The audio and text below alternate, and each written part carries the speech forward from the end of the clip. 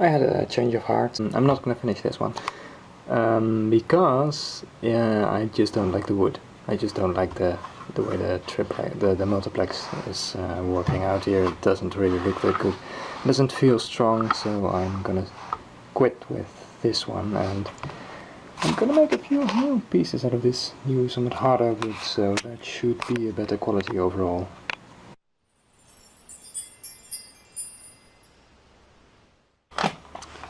Got my little jigsaw, got my little earbuds. Protection is important. So, let's get to it.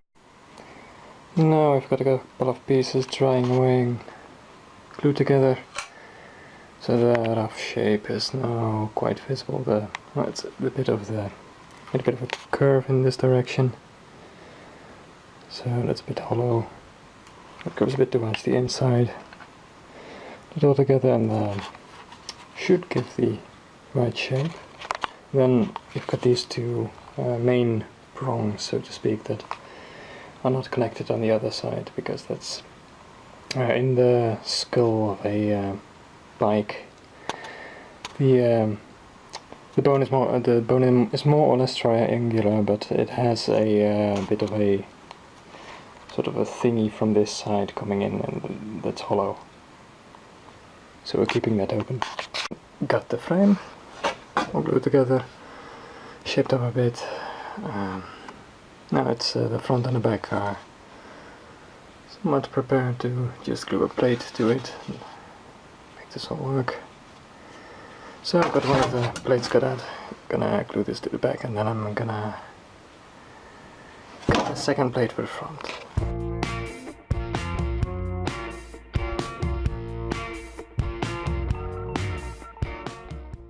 And after a few days of gluing, it finally starts to resemble one body. Oh, this took way too long. I don't have enough glue clamps to actually clamp this down in one go, and all this sort of organic shape just... Well, you would prefer to clamp it down in one go, but you would need to line the entire edge with clamps to do that. And I just have, well, these. So that didn't work. Anyway, it's about done by now, so I'm going to clean up the edges now.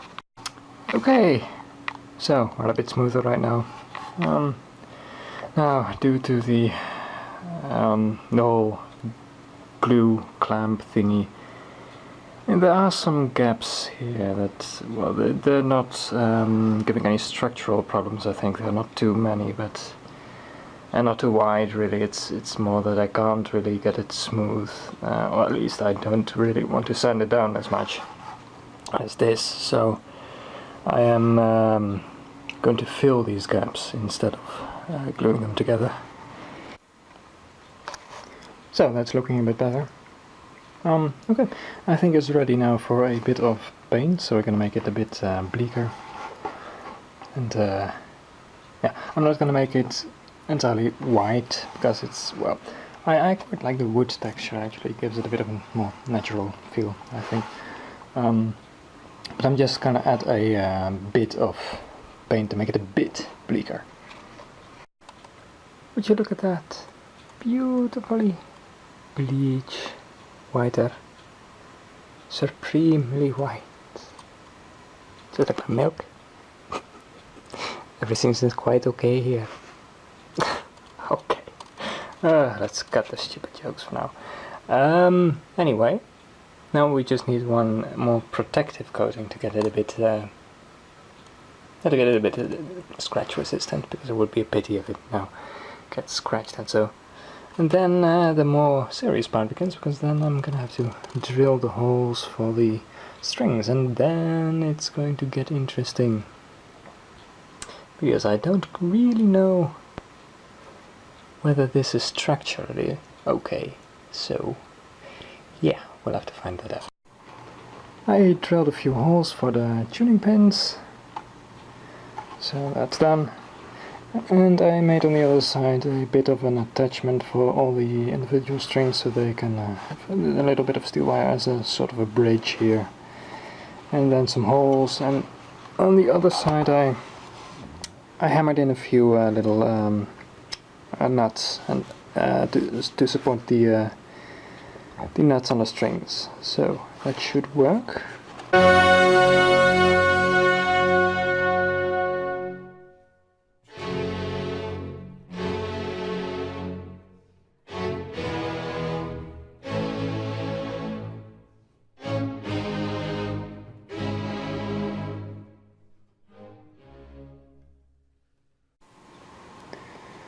So that's 15 strings strung and actually tuned as well. So far, I haven't heard the wood complain or anything. And, well, 3 strings ago, yeah, just the finer ones and the more high-strung ones. So that's, yeah, still a bit risky. And I just really, just the gap within between just worries me terribly.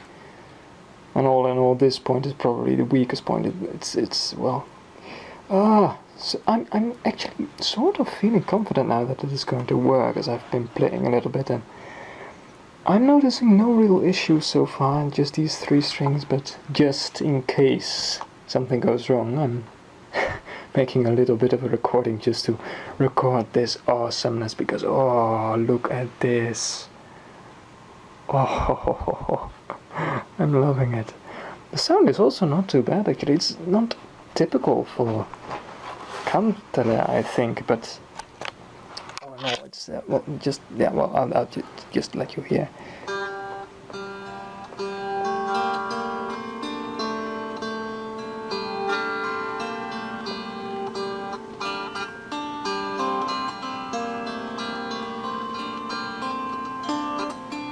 So now, since I'm actually adding, and this one has more strings than my old Kantele, so I was thinking a bit how to do the tuning, and I decided on adding the standard B as the, well, I'm using a tuning on the other Kantele that is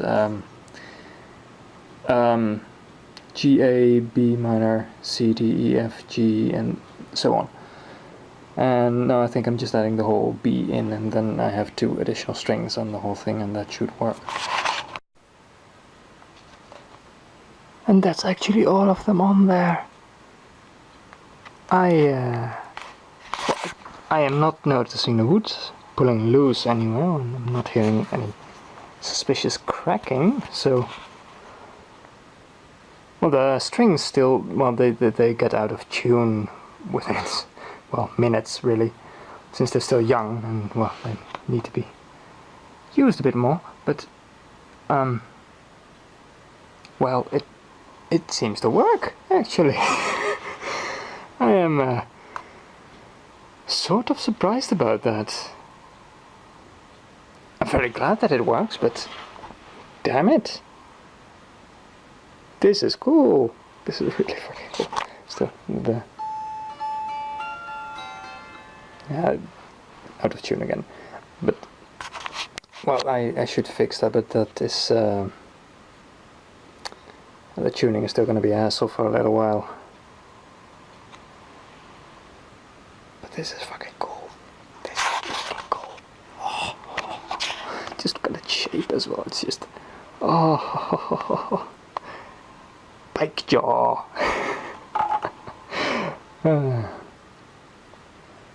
The water dog's crooked bones.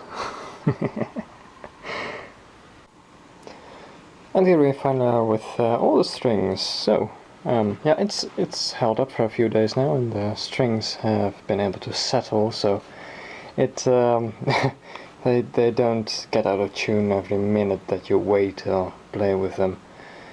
So it all seems quite stable, and yeah, so far everything just seems to be quite okay, really. Surprise, surprise. Not a bad one though, definitely not. So it seems that it's just finished right now, really. Well, I'm still working a bit on these notches, by the way.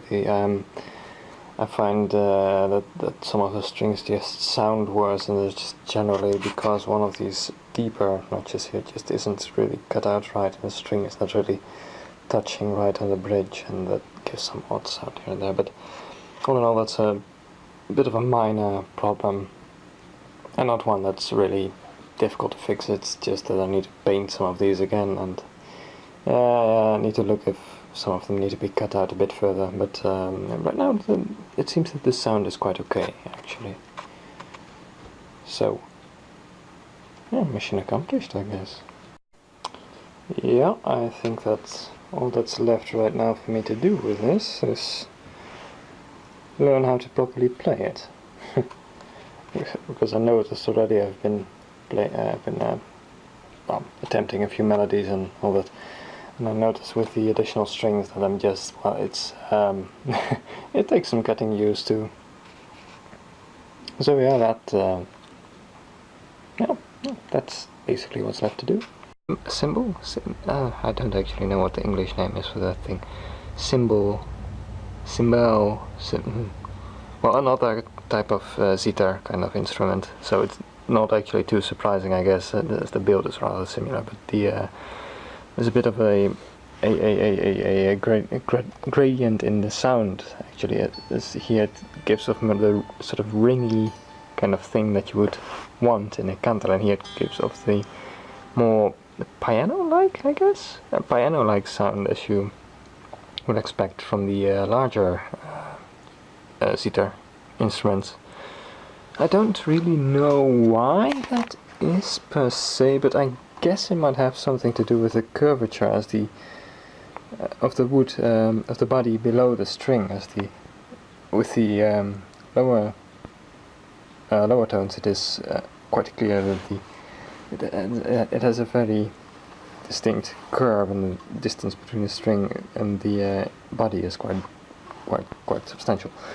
But on the high strung strings, that's basically, well, it's not flat, but it is, the distance is much more negligible, and the curve is well, it probably gives some differences in how the body flexes when the string is touched.